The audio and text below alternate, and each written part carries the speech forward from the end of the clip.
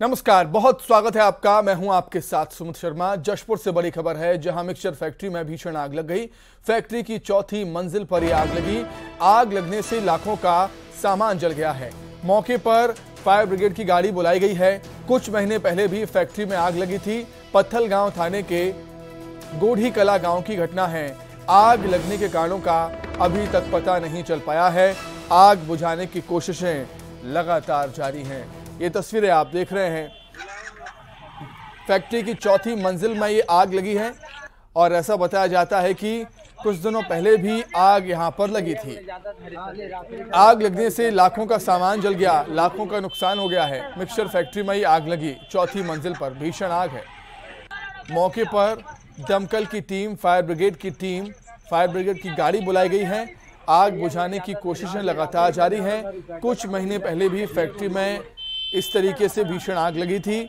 पत्थलगांव थाने के गोढ़ी कला गांव की घटना। हालांकि आग कैसे लगी, आग लगने के कारणों का अभी पता नहीं चल पाया। प्राथमिकता है कि सबसे पहले आग पर काबू पाया जाए। फायर ब्रिगेड की टीम, स्थानीय लोग भी वहां पर पहुंचे हुए हैं। आग बुझाने का प्रयास लगातार जारी है। फायर ब्रिगेड मौके पर है। कुछ महीने पहले भी फैक्ट्री में आग लगी थी। हालांकि इस बार फैक्ट्री में आग कैसे लगी, ये पता अभी तक नहीं चल पाया। आग बुझाने की कोशिशें लगातार हो रही हैं। मिक्सचर फैक्ट्री में ये आग लगी है, चौथी मंजिल पर।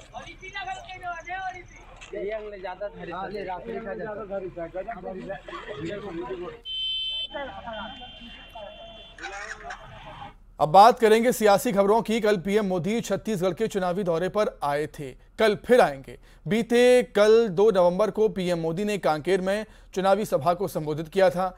आने वाले कल मतलब शनिवार को पीएम मोदी दुर्ग में चुनावी हुंकार भरेंगे। पीएम मोदी कल दुर्ग दौरे पर आने वाले हैं, जिसे लेकर तैयारियां पूरी हो चुकी हैं। पंडित रविशंकर स्टेडियम में पीएम की सभा होनी है, जहां करीब 50,000 कार्यकर्ताओं के बैठने की व्यवस्था की जा रही है। प्रधानमंत्री नरेंद्र मोदी आगामी 4 नवंबर को दुर्ग आने वाले हैं। यहाँ पर दुर्ग में वे एक विशाल आम सभा को संबोधित करेंगे। मैं जिस जगह में खड़ा हूँ यहाँ पर ये है प्रधानमंत्री जहाँ पर लोगों को संबोधित करेंगे। पंडित रविशंकर स्टेडियम का ये प्रांगण है, जहाँ पर आप देख सकते हैं कि कितने बड़े स्तर पर यहाँ पर तैयारियाँ की जा रही हैं, क्योंकि संभाग का ये कार्यक्रम होगा। हज़ारों कार्यकर्ता यहाँ पर पहुँचेंगे और प्रधानमंत्री को सुनने के लिए वे यहाँ पर पहुँचेंगे। इसके लिए सारी व्यवस्थाएँ की जा रही है। 3 अलग अलग प्रकार के डोम शेड लगाए गए हैं। करीब 1,75,000 स्क्वायर फीट का ये जो डोम शेड है वो बनाया गया है। और ये ठीक है, जो बीचों बीच यहाँ पे जो रास्ता दिख रहा है, यहीं से प्रधानमंत्री का आगमन होगा। वे सीधे यहाँ से लोगों से मिलते हुए अंदर आएंगे और उसके बाद में ये एक विशाल यहाँ पर जो मंच तैयार किया जा रहा है, वे यहाँ पर पहुँचेंगे और उसके बाद में यहाँ पर लोगों को संबोधित करेंगे। काफ़ी बड़े स्तर पर यहाँ पर तैयारियाँ की जा रही हैं, क्योंकि प्रधानमंत्री का आगमन जब होता है लोग उत्साहित ज़रूर हो जाते हैं, क्योंकि प्रधानमंत्री एक ऐसे शख्स हैं जिनको न सिर्फ देश बल्कि दुनिया में लोग पसंद करते हैं। तो यहाँ पर लोग आने वाले हैं प्रधानमंत्री जी, उनके आगमन की तैयारी हो रही है।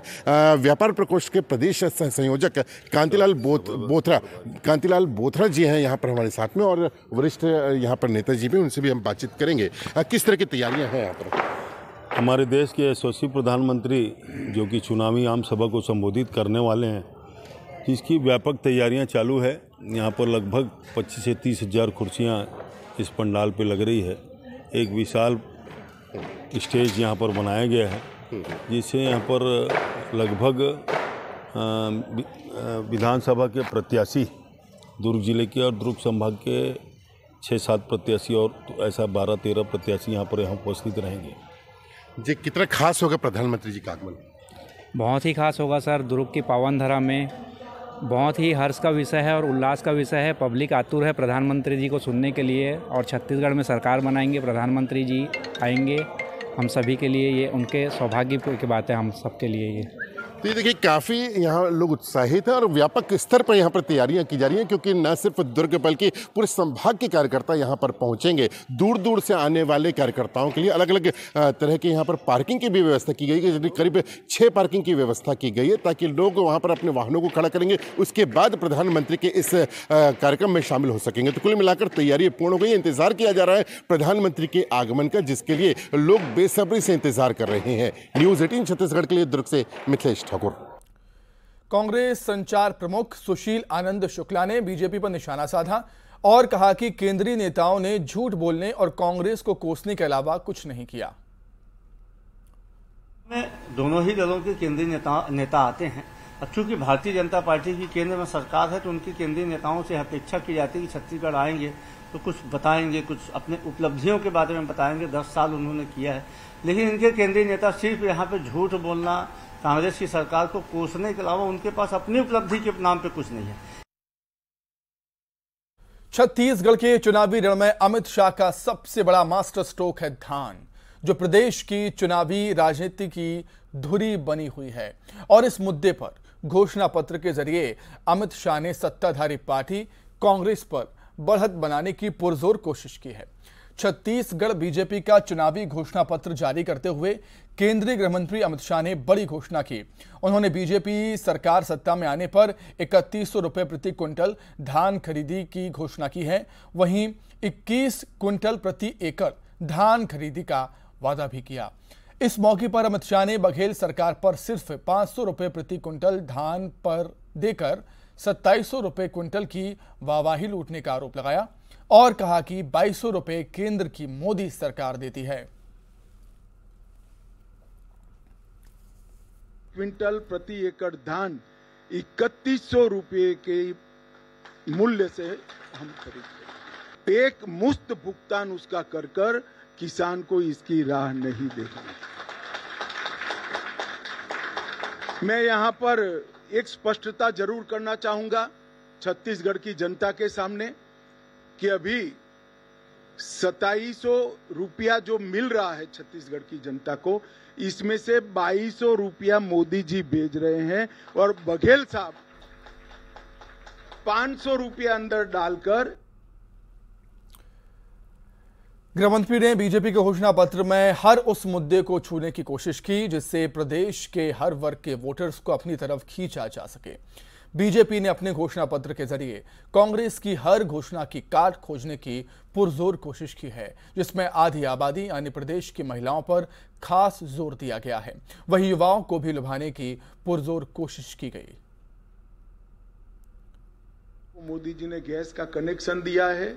छत्तीसगढ़ सरकार 500 रुपये में गैस का सिलेंडर देने की भी घोषणा करती है और इसके साथ साथ हम कॉलेज आने जाने के लिए डायरेक्ट बेनिफिट ट्रांसफर के माध्यम से मासिक ट्रैवल अलाउंस भी देंगे। 18 लाख प्रधानमंत्री आवास योजना के घर बनाएंगे और छत्तीसगढ़ के हर घर में निर्मल जल नल से पहुंचाने का हम कार्यक्रम करेंगे। इसके साथ साथ तेंदुपत्ता संग्रहण में जो मेरे आदिवासी भाइयों बहनों जुड़े हैं उनको बड़ा अन्याय हुआ है। हम प्रदेश में तेंदुपत्ता संग्रहण 5500 रुपया प्रति मानक बोरो में करेंगे। संग्रहण के मौजूदा दिनों में 15 दिन करेंगे, इसकी बढ़ोतरी करेंगे। चरण पादुका योजना फिर से चालू करेंगे और अतिरिक्त संग्रहण करने वालों को 4500 रुपये का बोनस भी भारतीय जनता पार्टी की सरकार। हमने तय कर लिया है कि 12,000 रुपया सालाना हर विवाहित महिला को देने का भारतीय जनता पार्टी निर्णय करेगी। इन्होंने 5 साल तक सरकारी पदों पर भर्तियों में करप्शन नहीं हो पाया, इसलिए भर्तियां रोक दी। जब तक उनकी उगाही नहीं होती है भर्ती नहीं करते। मोल भाव देने वाला नहीं मिला तो भर्ती ही नहीं करना। इसके कारण ढेर सारे पद खाली रह गए। 1 लाख खाली पदों को सिर्फ 2 साल के अंदर समयबद्ध टाइम टेबल तय कर हम इसकी भर्ती करेंगे। जैसे ही केंद्रीय गृह मंत्री अमित शाह ने छत्तीसगढ़ बीजेपी का घोषणा पत्र जारी किया, कांग्रेस की तरफ से एक के बाद एक ताबड़तोड़ आरोपों की बौछार शुरू हो गई। विपक्ष की घोषणाओं पर खुद सीएम बघेल ने जवाबी हमले का मोर्चा संभाला। सीएम ने एक एक कर बीजेपी की हर घोषणाओं की काट के लिए जवाब तैयार कर मीडिया के सामने आए। सीएम बघेल ने कहा कि बीजेपी की घोषणाओं और पीएम मोदी के आदेश में विरोधाभास है। साथ ही भूपेश बघेल ने कांग्रेस के वादों की नकल करने का आरोप भी लगा दिया।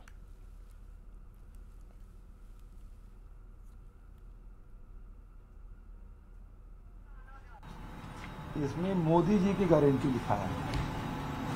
अब मोदी जी जब प्रधानमंत्री बने तो समर्थन मूल्य से 1 रुपये ज्यादा नहीं देने की बात उन्होंने कही। वो जो आदेश है क्या निरस्त कर दी भारतीय जनता पार्टी सरकार ने, जिसमें कहा कि कोई भी राज्य सरकार समर्थन मूल्य से अधिक कोई भी अनाज है उसकी कीमत नहीं दे सकेगा। तो क्या ये मोदी जी की गारंटी है अब मोदी जी का आदेश है, दोनों में विरोधाभास है। अब सबको आप कॉपी पेस्ट कर दिए, 10,000 रुपया भूमि श्रमिक का देंगे तो ये करेंगे वो करेंगे, वो जितना है उसमें कोई मेहनत नहीं, और नकल के लिए भी अकल की जरूरत है। लेकिन किसान उम्मीद कर रहे थे कुछ मिलेगा, बिजली के बारे में भी कुछ नहीं कहा है। तो ये जो घोषणा पत्र है बिल्कुल जैसे मतलब 2003 में तो कुछ सपना दिखाए थे, 2008 में भी कुछ सपना दिखाए थे, 13 में भी उस प्रकार से किए थे, लेकिन अब ये पूरा। दिल्ली से खबर है, जांच एजेंसी के रडार पर हैं सीएम भूपेश बघेल। ईडी के रडार पर आए हैं छत्तीसगढ़ के सीएम भूपेश बघेल। जांच एजेंसी ने जारी किया है लिखित बयान। महादेव ऐप के आरोपियों ने दिए 508 करोड़ रुपए, ईडी ऐसा कहती है। छत्तीसगढ़ के कई वरिष्ठ नेता ब्यूरोक्रेट्स को ये रुपये दिए गए हैं ईडी के हिसाब से। ईडी के मुताबिक गिरफ्तार सिपाही भीम यादव के दर्ज बयान महत्वपूर्ण है, अहम है, ईडी का ऐसा कहना।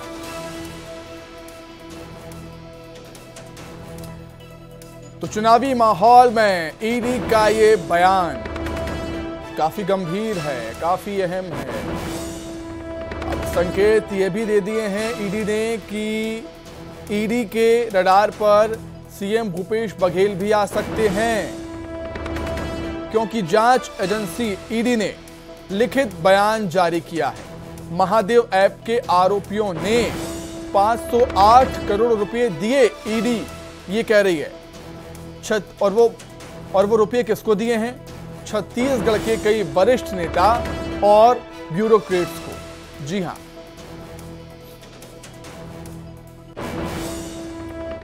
रायपुर से बड़ी खबर है। भिलाई से पुलिस आरक्षक भीम सिंह यादव को ईडी ने गिरफ्तार किया। महादेव सट्टा ऐप मामले में चार्जशीट में नाम समेत दुबई में हुई सक्सेस पार्टी में यह शामिल था। भीम सिंह के अलावा ईडी ने ड्राइवर आसिम दास को भी धर दबोचा है। आसिम के घर से कल ईडी ने करोड़ों रुपए नकदी बरामद किए थे। ईडी ने दोनों को कोर्ट में पेश किया। कोर्ट ने दोनों को 10 नवंबर तक ईडी की रिमांड पर भेजा है। अब ईडी 10 नवंबर तक इन दोनों से पूछताछ करेगी। कैश की तस्वीरें भी ईडी ने जारी की हैं। ये हमें जानकारी मिली है इन्वेस्टिगेशन के दौरान कि इसने करीब 3 यात्राएं की हैं दुबई की, और दुबई की इन 3 यात्राओं में कम से कम 2 यात्राओं में जा कर के जो महादेव ऐप के जो किंग पिन हैं, जो सौरभ चंद्राकर और रवि उपल, इन लोगों से मिला है। और इन्वेस्टिगेशन में ये भी अभी प्रयास किया जा रहा है टटोलने का कि इसके दुबई जाने की जो बुकिंग है, जो हमारे प्राइमरी इन्वेस्टिगेशन में दिख रहा है, वो दिख रहा है कि बुकिंग भी जो कराई थी वो किंग पिन लोगों ने ही कराई थी। तो और वो पैसा जो आया है वो ये इन्वेस्टिगेशन में ये पता पड़ा है कि वो पैसा अभी इलेक्शन का समय है और इलेक्शन के समय में पॉलिटिकल मास्टर्स को और पॉलिटिकल पार्टीज़ को डिस्ट्रीब्यूट हो रहा था और डिस्ट्रीब्यूशन के लिए ही लाया गया था। तो संदर्भ में हमने माननीय न्यायालय से 14 दिन की रिमांड की मांग की थी, कस्टोडियल रिमांड की मांग की थी। और दोनों पक्षों के तर्कों को श्रवण करने के पश्चात माननीय न्यायालय ने हमें 7 दिन की कस्टोडियल रिमांड दोनों एक्यूज पर्सन की ग्रांट की है, और उनको हमें 10 तारीख को 10 नवंबर को दोपहर 12 बजे यहाँ प्रस्तुत करने का आदेश दिया है। ईडी की कार्रवाई पर सीएम बघेल ने लिखा है सोशल मीडिया एक्स पर। भूपेश बघेल ने लिखा है, एजेंसियों के सहारे लड़ना चाहती है BJP. ED, IT, DRI, CBI के सहारे लड़ना चाहते हैं ये लोग, मतलब बीजेपी के लोग। चुनाव से पहले छवि धूमिल करने की कोशिश है। कांग्रेस की सरकार को बदनाम करने का प्रयास है। अनजान शख्स को आधार बनाकर आरोप लगाए जा रहे हैं। मुझ पर 508 करोड़ देने के आरोप लगा दिए। केंद्र सरकार की बदनीयती को जाहिर करता है। ये सब कुछ चुनाव आयोग के हाथों में है। पुलिस के अलावा सीआरपीएफ जवान जांच कर रहे हैं। केंद्रीय एजेंसियों की साठ गांठ चल रही है।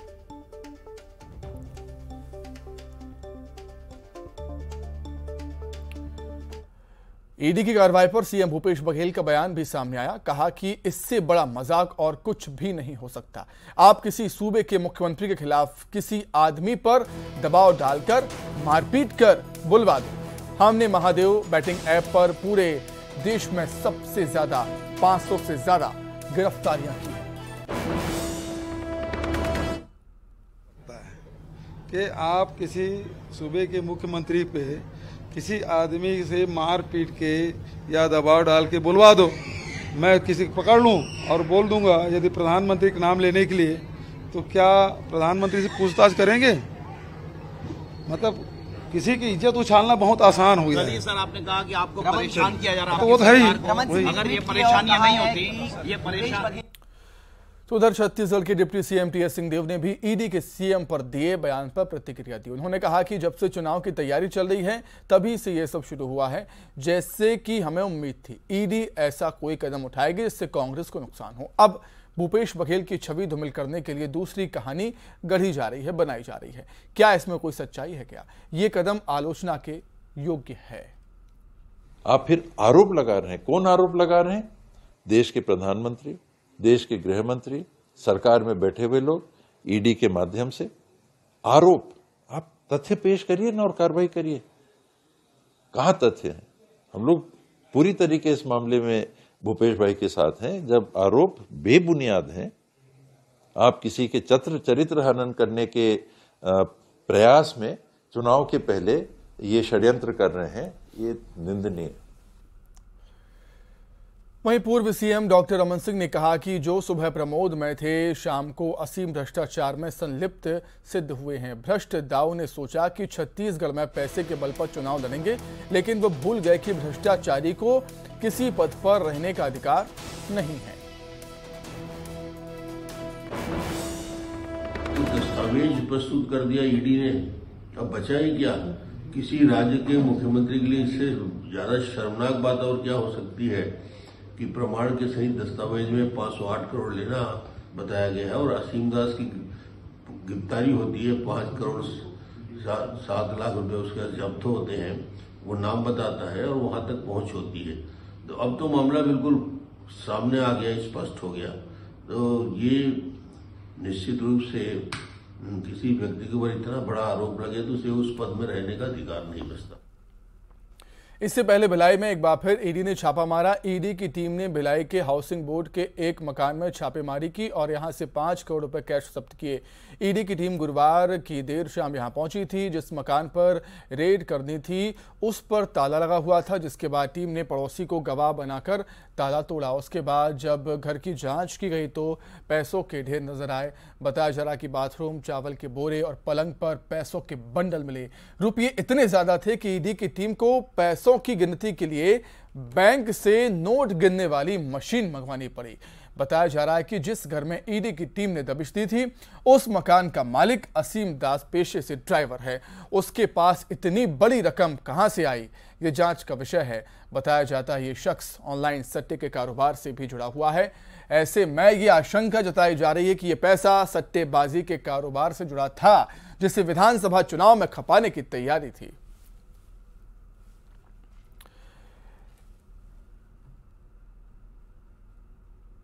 इसी के साथ ही फिलहाल इस बुलेटिन में इतना ही। खबरें लगातार जारी है। नमस्कार।